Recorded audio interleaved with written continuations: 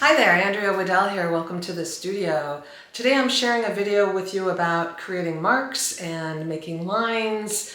This was shot for my upcoming course on mastering abstract composition. It didn't quite make the cut. It's just got a couple of little things going on, but I think you're going to get a lot from watching it about creating interesting lines and kind of working with that concept of line and variety and mixing those two things up to create line work that is exciting and expressive and authentic, and it makes a really big difference in your work, in your abstract painting, to either use line work as a way to start or as something that you add in little by little to pull focus in really specific ways, add rhythm, add movement, etc. So the tools that I'm using in this video, let me share that with you here.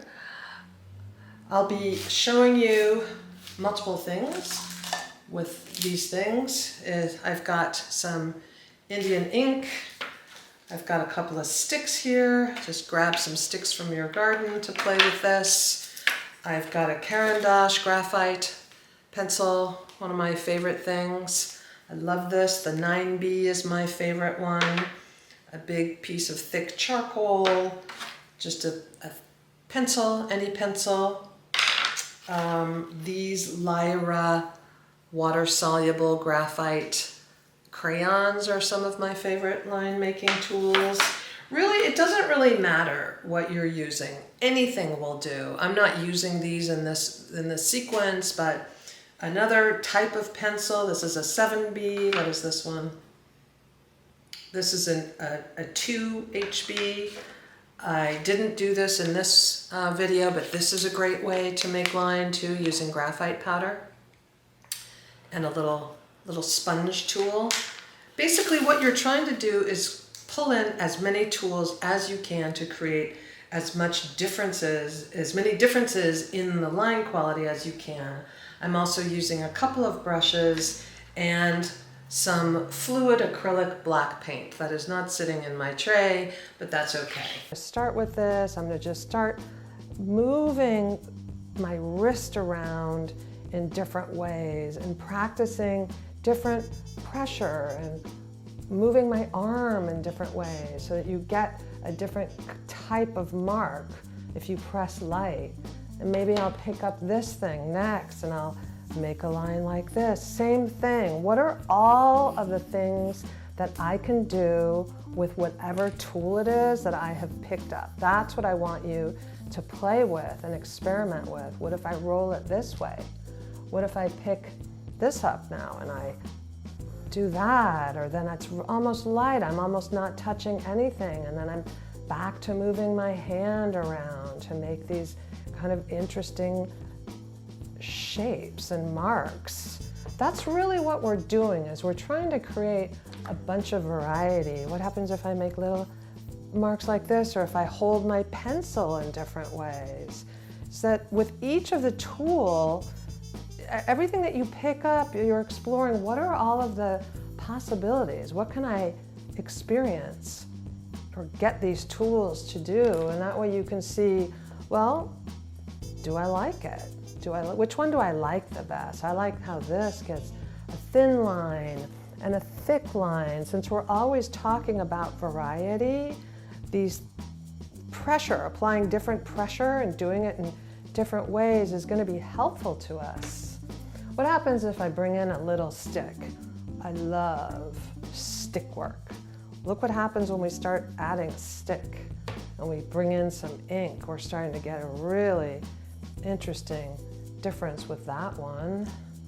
I'm coming up and I'm down and I'm holding my stick in a different way. And what happens if I start to hold the stick with my left hand and I start to get different types of lines that way?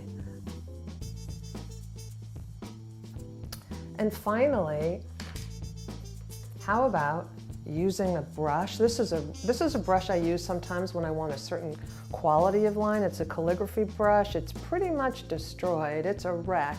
But I really like the kind of lines I get with it, so I know that. And so I use it sometimes. Look at those lines, isn't that amazing? And I'm barely holding this. It's very light. So practice playing around with lines like that on a table. The end result of this is you're going to wind up, if you use any sheet of paper, if you can use something relatively big so you can use your body, your gestures, your wrists, etc., you'll come out with something like this. And maybe you will love this, and this becomes a way that you just get started as a first layer.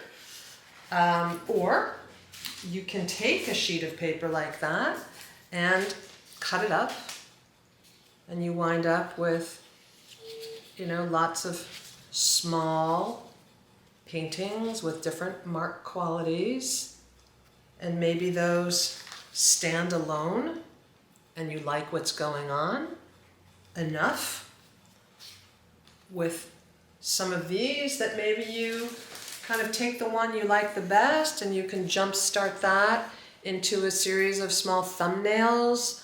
And that would be my first layer in my thumbnail. I'm going to start with activating these little sketches with some of these, learning from the line work that I just did.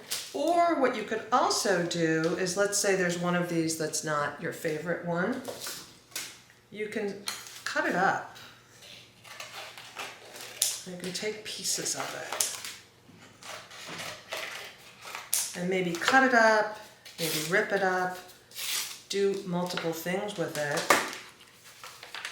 And then you can see what happens, if you collage this line work right on top of the other one, and you can play around with this, and you can start to get some sort of interesting plays with lines, and that can be a fun way to play around with this too. Like, let's say this line that's kind of dead center here, we don't like it, we can just add an element that we collage right on top of that. It introduces a hard edge, it cuts that up, just all kinds of fun ways to play around with this. And that could also be the way you start a painting. So I hope you get something from watching this video clip. And again, if you're not subscribed to my newsletter, go ahead and do that. It is andreawaddell.com/subscribe, and that way you will be in the loop of everything I've got going on, especially this online course that's about to come out for our growing community. And I'm just so glad you're here.